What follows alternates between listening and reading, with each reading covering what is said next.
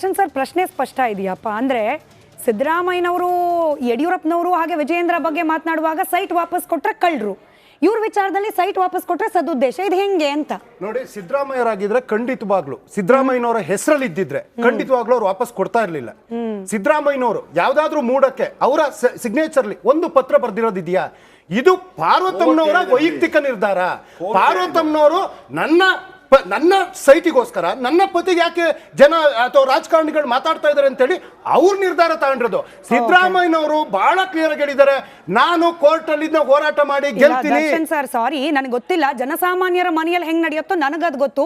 ದೊಡ್ಡ ದೊಡ್ಡ ರಾಜಕಾರಣಿಗಳ ಮನೆಯಲ್ಲಿ ಹೆಂಗ್ ಹೋಗುತ್ತೆ. ಲೈಕ್ ಫಾರ್ ಎಕ್ಸಾಂಪಲ್ ನಮ್ಮ ಮನೆಯಲ್ಲಿ ಹೊಸದೊಂದು ತಟ್ಟೆ ತಂದ್ರು ಕೂಡ ಗಂಡ ಹೆಂಡತಿ ನಡುವೆ ಡಿಸ್ಕಷನ್ ಆಗುತ್ತೆ ಸರ್. ಸಾಮಾನ್ಯ ಈ ಕಾರ್ಯಕ್ರಮ ವೀಕ್ಷಣೆ ಮಾಡ್ತಿರೋರ್ ಮನೇಲೂ 14 ಸೈಟ್ ಅವ್ರ ಹೆಸರಿಗೆ ಬರುವಾಗ್ಲೂ ಸಿದ್ದರಾಮಯ್ಯನವರಿಗೆ ಗೊತ್ತಿಲ್ಲ, ಪತ್ನಿ ಹೆಸರಿಗೆ ಬರುವಾಗ ಆ ಸೈಟ್ ಅನ್ನ ಕೊಡುವಾಗ್ಲೂ ಕೂಡ ಪತಿಗೆ ಗೊತ್ತಿಲ್ಲ ಅಂತಂದ್ರೆ ನನಗೆ ಗೊತ್ತಿಲ್ಲ ಸರ್.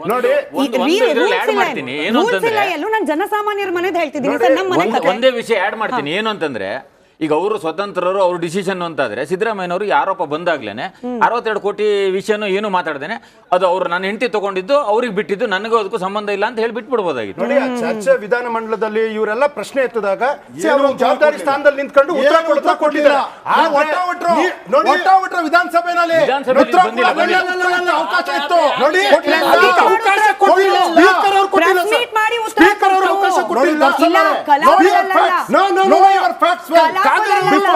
ಬಸವರಾಜ ಹೊರಟ್ಟಿ ಮುಟ್ಟುಕು ಮಾಡಿದ್ರು. ಸಿದ್ದರಾಮಯ್ಯನವರ ನಿರ್ದೇಶನದ ಮೇಲೆ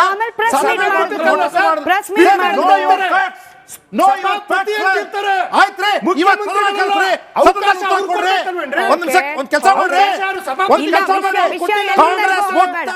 ವಿಷಯ ಎಲ್ಲಿಂದಲೂ ಹೋಗೋದು ಬೇಡ. ಅಶೋಕ್ ಗೌಡ್ರೆ ಸಿದ್ದರಾಮಯ್ಯನವರಿಗೆ ಮತ್ತು ಕಾಂಗ್ರೆಸ್ನ ಪ್ರತಿಯೊಬ್ಬ ನಾಯಕರಿಗೂ ನಾನು ಚಾಲೆಂಜ್ ಆಗ್ತಾ ಇದ್ದೀನಿ, ಸದನ ಕರೀರಿ, ಸದನದೊಳಗಡೆ ಚರ್ಚೆ ಮಾಡಿ. ಆವತ್ತು ಸತ್ಯ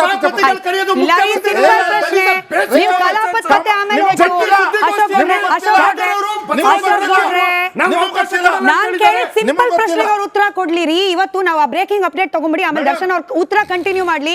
ಸೆಕೆಂಡ್ ಬ್ರೇಕಿಂಗ್ ಅಪ್ಡೇಟ್ ತಗೊಳ್ಳಿ ಸರ್. ನೀವು ಹೇಳ್ತಿದ್ದೀರಲ್ಲ ಒಂದಕ್ಕೊಂದು ಕನೆಕ್ಷನ್ ಇಲ್ಲ ಅಂತ ಹೇಳಿ. ನಮಗ್ ಸಿಕ್ಕ ಮಾಹಿತಿ ನೋಡಿ, ನಿನ್ನೆ ಸಂಜೆ ಸುದೀರ್ಘ ಸಭೆ, ಎಚ್ ಕೆ ಪಾಟೀಲ್ ಇದ್ರು, ಮಹದೇವಪ್ಪನವರಿದ್ರು, ಪೊನ್ನಣ್ಣ ಅವರಿದ್ರು, ನಿಂಬಾಳ್ಕರ್ ಅವರಿದ್ರು, ಅತೀಕ್ ಅವರಿದ್ರು. ಇವರೆಲ್ಲರೂ ಸೇರಿ ಸಿದ್ದರಾಮಯ್ಯನವರ ಜೊತೆ ಸುದೀರ್ಘವಾದ ಸಭೆ ಮಾಡ್ತಾರೆ ಸರ್.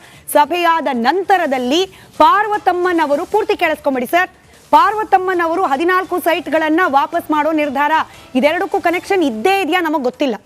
ಇಲ್ಲಿ ನಡೆದ ಸುದೀರ್ಘ ಸಭೆಗೂ ಅಲ್ಲಿ ಕಾನೂನು ಸಲಹೆಗಾರರಾದ ಪೊನ್ನಣ್ಣ ಅವರು, ಹಿರಿಯ ಸಚಿವರು ಕೊಟ್ಟ ಸಲಹೆಗೂ ಪಾರ್ವತಮ್ಮನವರು ತೆಗೆದುಕೊಂಡ ಡಿಸಿಷನ್ಗೂ ಸಂಬಂಧ ಇದೆಯಾ ನನಗೆ ಗೊತ್ತಿಲ್ಲ. ಆದ್ರೆ ನಿಮ್ಮ ವಿರೋಧ ಪಕ್ಷದವ್ರು ಕೇಳ್ತಿರೋದು ಇಷ್ಟೇ, 62 ಕೋಟಿ ಕೇಳಿದ್ರಲ್ಲ ಸರ್, ಕಾಂಪನ್ಸೇಷನ್ 67 ಕೋಟಿ.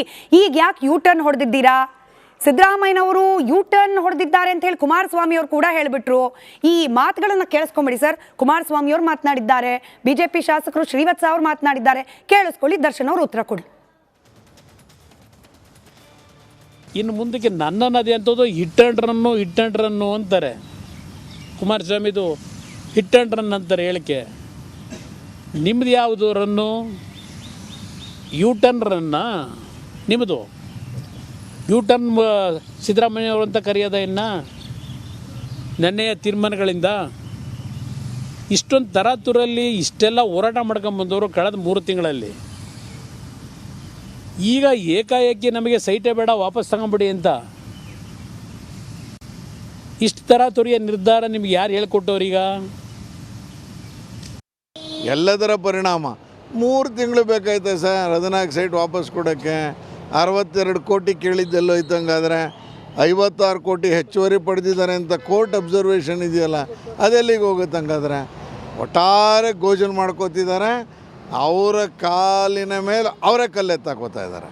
ಎಲ್ಲದರ ಪ್ರಶ್ನೆ ಕೇಳಲ್ಲ ಸರ್, 2 ರಿಯಾಕ್ಷನ್, ಹಾಗೆ ನಾವು ಕೊಟ್ಟ ಬ್ರೇಕಿಂಗ್, ಅದಕ್ಕೆ ನೀವು ಉತ್ತರ ಕೊಟ್ಬಿಡಿ ದರ್ಶನ್ ಸರ್. ಅದಾದ್ಮೇಲೆ ಅಶೋಕ್ ಗೌಡ್ರು ನೋಡಿ, ನಿನ್ನೆ ನಡೆದಿರ್ತಕ್ಕಂಥ ಸಭೆನಲ್ಲಿ ನೀವು ಹೇಳ್ದಂಗೆ ಅಲ್ಲಿ ಯಾರು ಪಾರ್ವತಮ್ಮನವರೇ ಅಲ್ಲಿ ಸಭೆಯಲ್ಲಿ ಇರಲಿಲ್ಲ.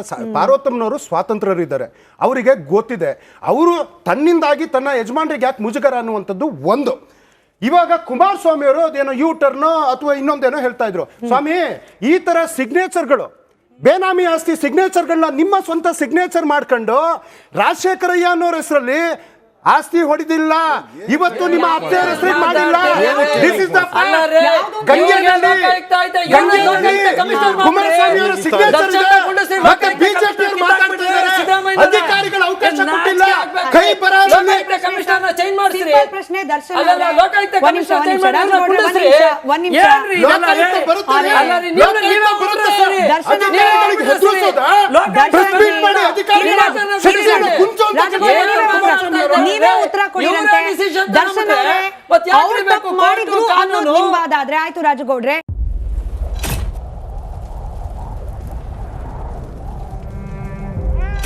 They destroyed our house and our life.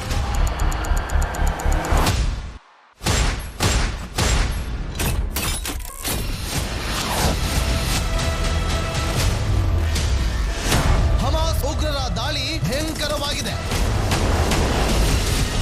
ಯಾವ ಮಾಧ್ಯಮವೂ ಇಲ್ಲಿಗೆ ಬರಲು ಧೈರ್ಯ ಮಾಡ್ತಾ ಇಲ್ಲ. ಇಂಥ ಜಾಗಕ್ಕೆ ಎಂಟ್ರಿ ಕೊಟ್ಟಿದೆ ರಿಪಬ್ಲಿಕ್ ಕನ್ನಡ. ಯುದ್ಧ ಭೂಮಿಯಿಂದ ರಿಪಬ್ಲಿಕ್ ಕನ್ನಡ ನೈಜ ವರದಿ. ಬುಲೆಟ್ ತಾಗಿರುವಂತಹ ದೃಶ್ಯಾವಳಿಯನ್ನ ನಿಮ್ಗೆ ತೋರಿಸ್ತಾ ಇದೀನಿ. ನಾನು ನಿಂತಿರುವಂತದ್ದು ಗಾಜಾ ಪಟ್ಟಿಯಲ್ಲಿ. ಹಮಾಸ್ ಬಂಡುಕೋರರು ಹಿಡಿದಿದ್ದ ವೆಪನ್ಗಳಿದು. ಇದು RPG-29 ಲಾಂಚರ್. ಛಿದ್ರಗೊಂಡಿರುವ ಕಟ್ಟಡಗಳು. ಈ ಮನೆಯಲ್ಲಿದ್ದಂತಹ ಬಾಡಿಗಳನ್ನ ಸುಟ್ಟು ಕರಕಲಾಗಿದೆ. 6,000 ಸಾವಿನ ಗಡಿ ದಾಟಿದೆ, ನರಕವನ್ನಾಗಿ ಮಾಡಿಬಿಟ್ಟಿದ್ದಾರೆ. 31 ದಿನಗಳಿಂದ ಯುದ್ಧ ಭೂಮಿಯಲ್ಲಿ ನಿಂತು ರಿಪಬ್ಲಿಕ್ ಕನ್ನಡ ವರದಿ ಮಾಡ್ತಾ ಇದೆ. That powerful people come from powerful places. 1 ವರ್ಷದ ನಿರ್ಭೀತ ಪತ್ರಿಕೋದ್ಯಮ ರಿಪಬ್ಲಿಕ್ ಕನ್ನಡ, ಇದು ನಿಮ್ಮ ಧ್ವನಿ. 150 ಸುದ್ದಿ, 120 ಇಂಪ್ಯಾಕ್ಟ್. ಸೂಪರ್ 3 ಇಲ್ಲೇ ಡ್ರಾ, ಇಲ್ಲೇ ಬಹುಮಾನ. ಮಾಧ್ಯಮ ಇತಿಹಾಸದಲ್ಲೇ ಮೊದಲು ಪರಿಹಾರ ಪತ್ರಿಕೋದ್ಯಮ.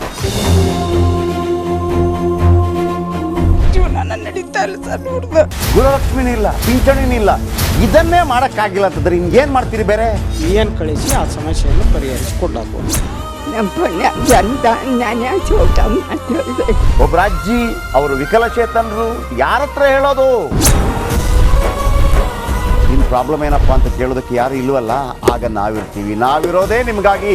ನಾನು ಇರುವವರೆಗೆ, ಅವರು ಇರುವವರೆಗೆ 1,000 ರೂಪಾಯಿ ತಿಂಗಳು ಆಗ್ತೀನಿ. ಆದ್ರೆ ಈ ಕೆಲಸ ಇದೆಯಲ್ಲ, ಯಾವತ್ತೂ ಕೂಡ ಶಾಶ್ವತವಾಗಿ ನಮಗೊಂದು ಒಳ್ಳೆ ನೆನಪನ್ನ ಕೊಡುತ್ತೆ, ನಮ್ಮನ್ನ ಕಾಪಾಡುತ್ತೆ. ನಾನು 3 ಮಾಸ ಭಿಕ್ಷೆ ಬೇಕಿರ್ಬೇಕು. 24 ಗಂಟೆಯಲ್ಲಿ ಅವರ ಬದುಕು ಬದಲಾಗಿ ಹೋಯಿತು.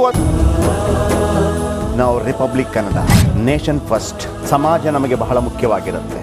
ನಾವು ಆ ಜಾತಿ ಈ ಜಾತಿ ಅಂತ ನೋಡೋದಿಲ್ಲ. ಸಮಾಜದ ಕಟ್ಟ ಕಡೆ ವ್ಯಕ್ತಿ ಯಾರಿರ್ತಾನೆ, ಅದು ಯಾವುದೇ ಜಾತಿಯವನಾಗಿರ್ಬೋದು, ಯಾರು ಕಷ್ಟದಲ್ಲಿದ್ದಾನೆ ಅವನ ಪರವಾಗಿ ಧ್ವನಿ ಎತ್ತುತ್ತೇವೆ. ಕನ್ನಡಕ್ಕೆ ಧನ್ಯವಾದ. ನಾವು 1 ವರ್ಷದ ನಿರ್ಭೀತ ಪತ್ರಿಕೋದ್ಯಮ ರಿಪಬ್ಲಿಕ್ ಕನ್ನಡ, ಇದು ನಿಮ್ಮ ಧ್ವನಿ.